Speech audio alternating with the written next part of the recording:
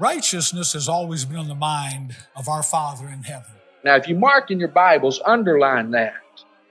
Hey, welcome back to another episode of the If You Mark in Your Bible podcast. My name is Josh, your host, and today we're looking at Proverbs 14, verses 33 through 35, and our episode is titled, Righteousness Exalts a Nation. Looking at this text with us today is a friend and a former classmate, Noah Olson. Noah's the preacher at the Piedmont Church of Christ, as well as the, I'll say, founder and editor of the Words Written on the Heart newsletter. They put out tracts. So I will put the website in the notes below. I'd highly encourage everyone. You can also go to the website, iyb.com, and go to the helpful links, and you'll see a picture of the logo there. Click on that, and that'll take you to it as well. I would highly encourage you to check that out. Noah, how you doing, man? I'm doing good. Appreciate you coming on. Thank you for having me. Appreciate it. Definitely looking forward to this. Yes, sir. As we've said in previous episodes, Proverbs chapters 1 through 9 looks at wisdom and folly, personifies it. Solomon, the author, urges his reader to pursue righteousness and to avoid folly. And then in chapter 10 and on, essentially you have just little proverbs.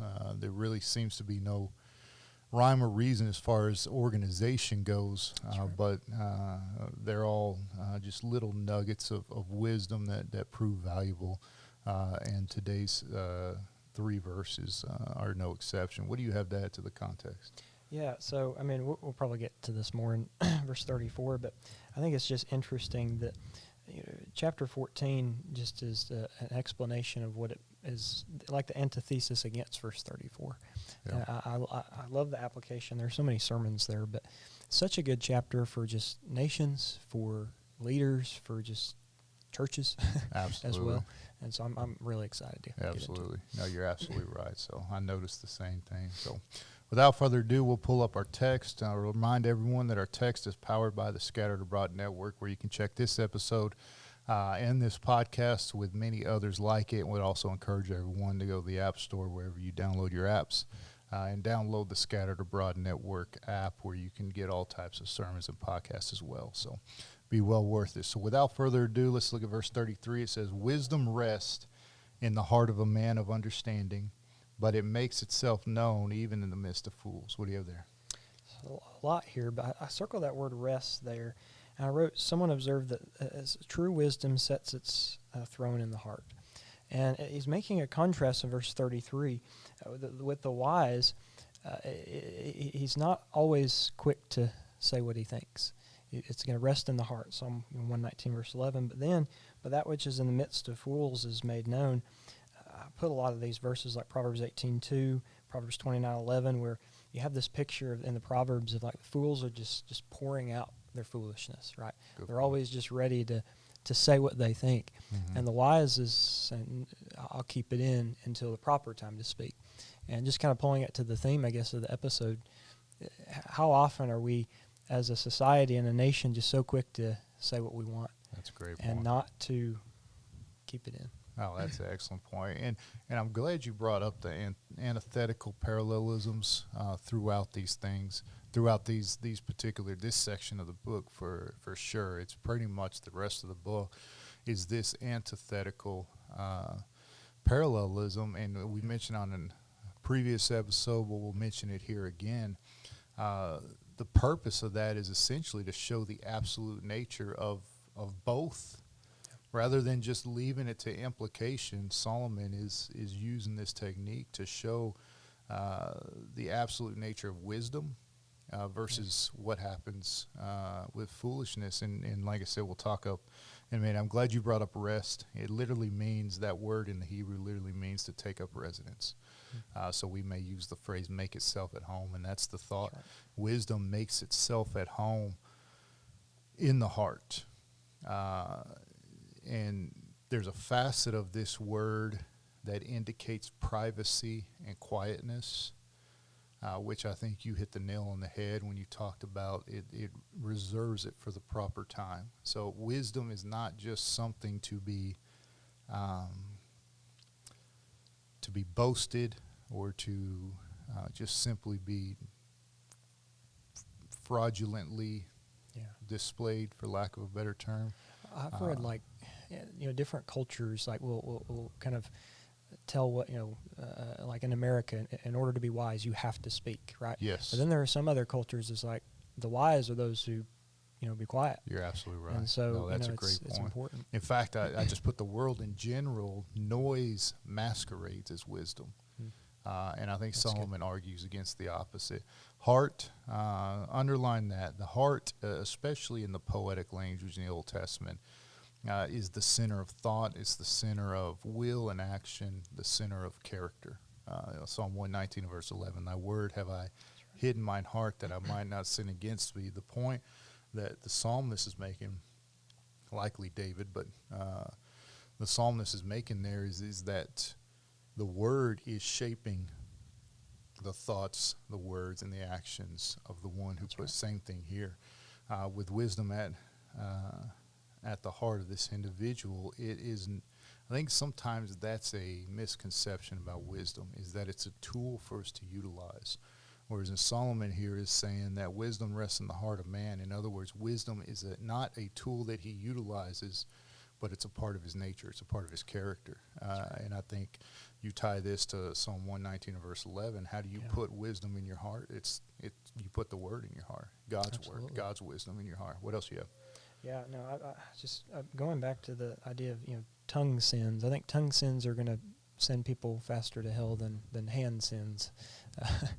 People are going to their tongues can get them into a very dangerous place. I mean, that's James 3, but you see it again, just pulling it to the theme there with with a nation there.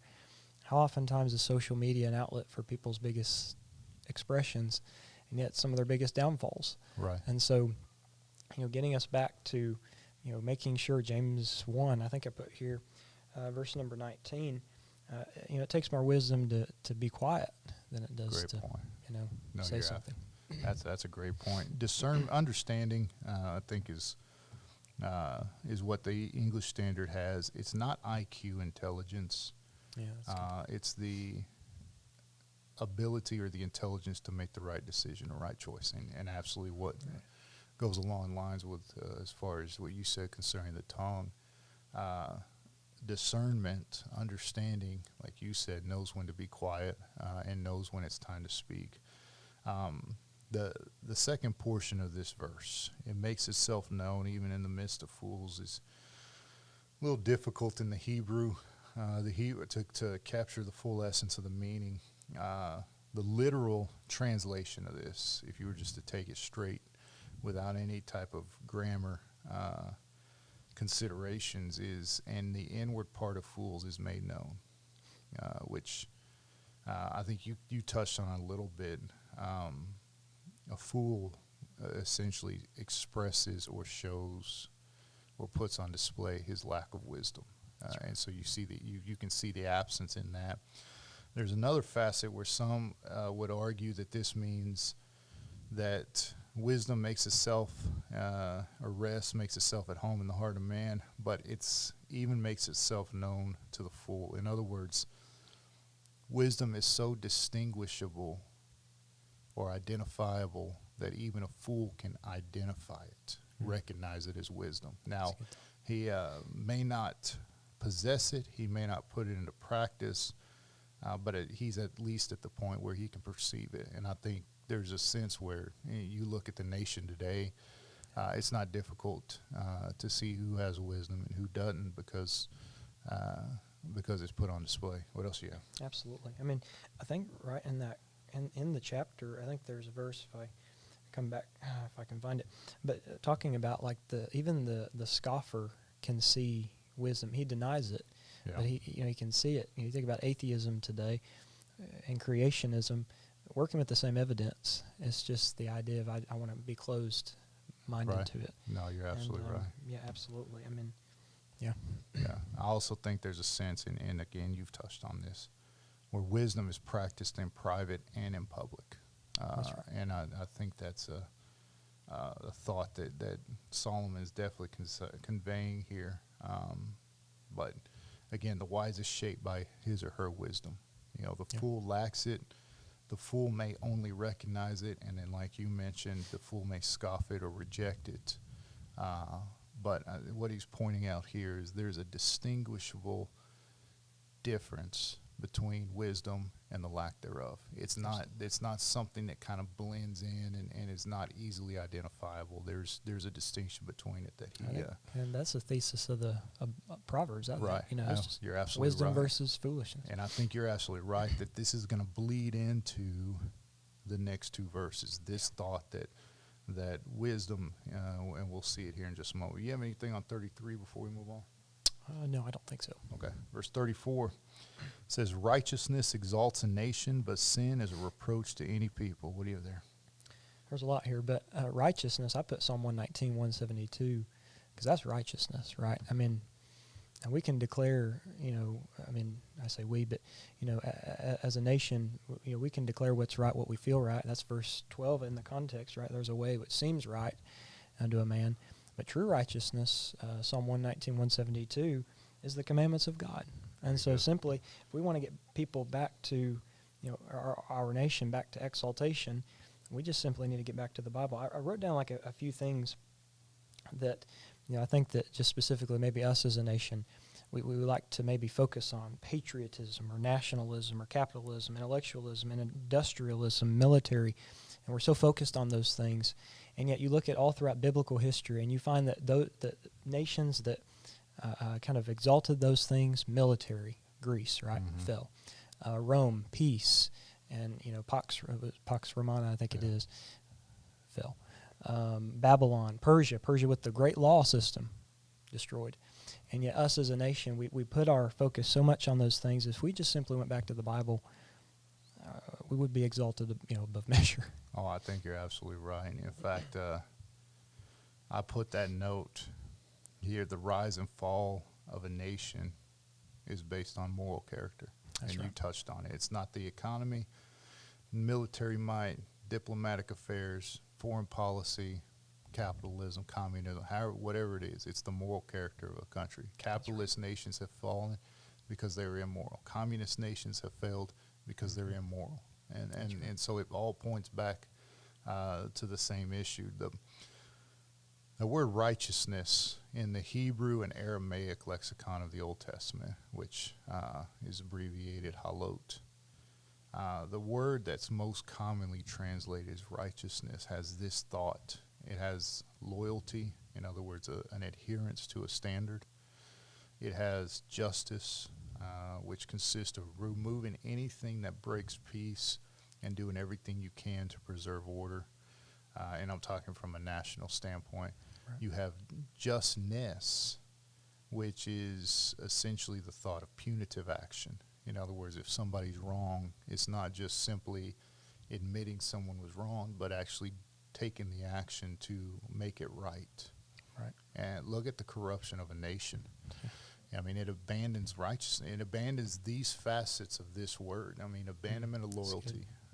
Essentially, the moral, and it's not just the moral law of God. That's part of it. But you look at nations that fall, there's an abandonment of the law of the land. Excuse me. There's an abandonment of just societal decency, which is essentially a moral law in the sense that we're to love our neighbor as ourselves, do unto others as we have them do unto you. When you see a nation start to reach that point of corruption, that's what they abandon all that. They abandon the Bible. They abandon, for example, the Constitution. They abandon just a common decency and respect for another individual.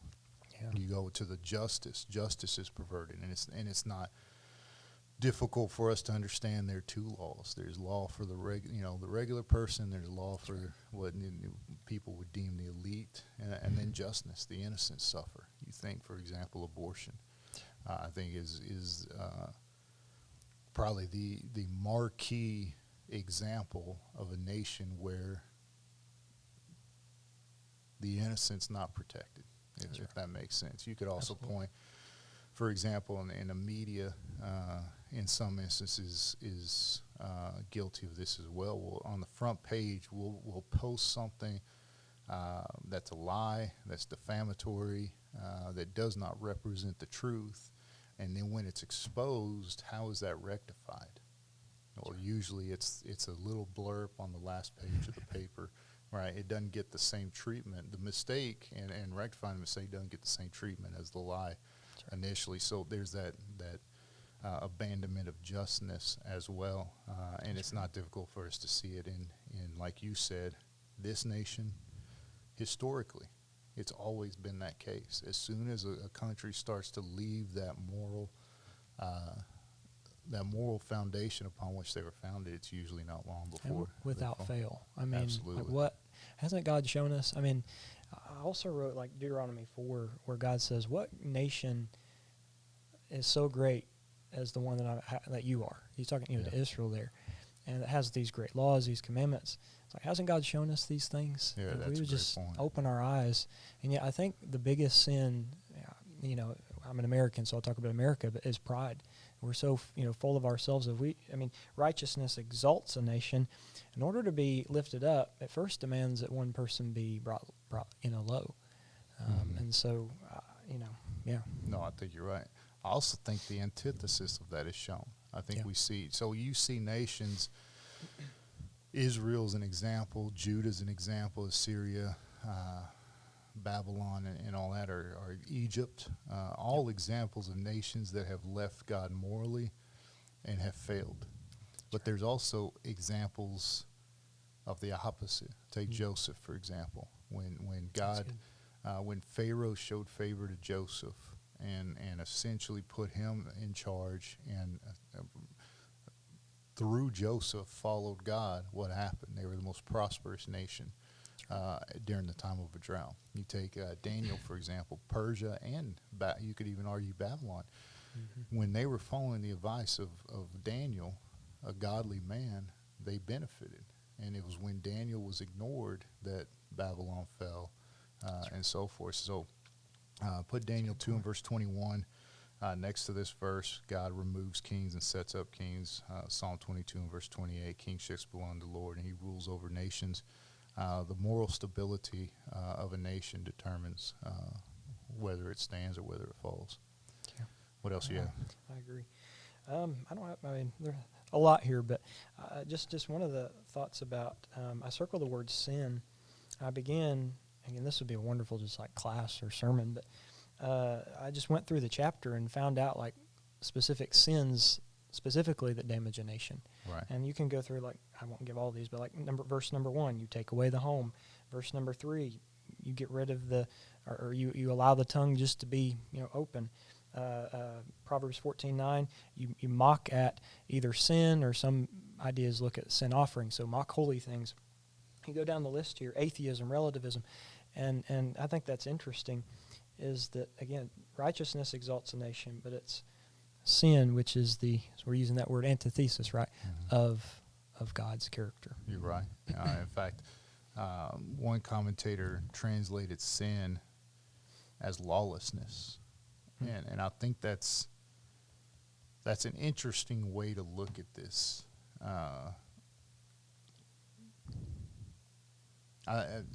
Essentially, if God's law is not guiding a nation, even though technically they may have a law, it's lawlessness, if that makes sense. That's right. Yeah.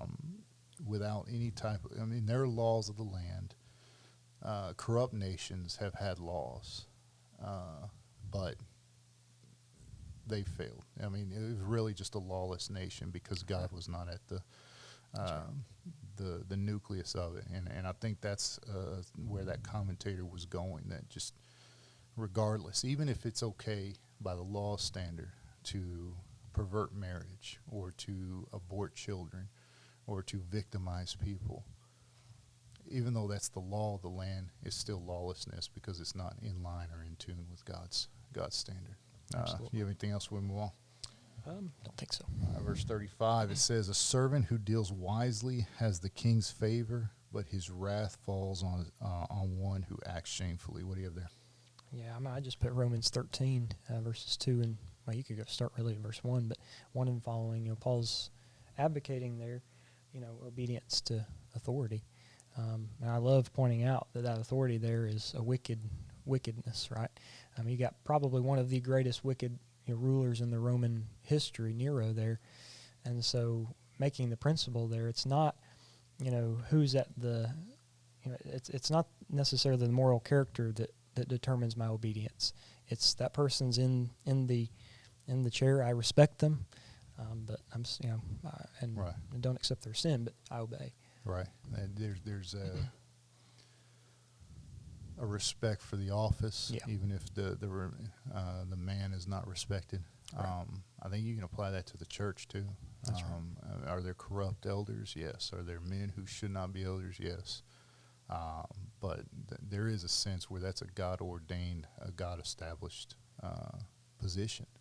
And again, not following the sin. We ought to obey God rather than man, Acts 5, verse 29. But the sense is essentially, if it's not contradicting God's law, then we have an obligation to obey it and to support it. So That's right. that's an excellent point. Favor here means delight or pleasure. So there's not merely just a respect, approval, or appreciation for a wise servant, but it's one that actually brings the king joy. In other words, there's this, it's more than just a happy the job got done correctly, but there's an appreciation for the character of the servant that deals wisely. Again, go back to Daniel. Daniel had a lot of success during his time in Babylonian captivity, and essentially he was serving. Joseph, another example. A lot of success in Egypt, but it was really from a servant's perspective. Jesus is the prime example of one who exalted himself through service, and I think that's being pointed out here. What else you have? Well, you make a good point about kind of submission there with Daniel. I mean, it reminds me of what Paul told Timothy, 1 Timothy 2, to pray for our leaders. Right. And the purpose there is salvation, versus verse 4, but also verse 2. So we might lead a quiet and peaceable life. When I teach Daniel, I love teaching it almost like a conversion story, because I wonder if we'll see Nebuchadnezzar in heaven. I don't know that for sure, but could it be that God's providence through Daniel bringing him to that place and him being submissive, not abrasive and, coming out zealot-like, but, this submission to authority and this kindness can bring about a lot of good. I mean, yet how many times are we the first to post that political post or, say what we want? It goes back to that verse 33. And yet sometimes that yielding, when times are appropriate, sometimes we have to speak up, and we need to, but sometimes that yielding can often bring about better change than You're right. maybe speaking out. Right. Well, and then it kind of goes back to that thought of wisdom is quiet until necessary. You think about the person who's always spouting off their opinion, always spouting off what they think, and whether it's social media, whether it's in person, whatever it is. If they're always doing it, then when they actually do have something of value, what happens? It's usually diluted because they've earned a reputation.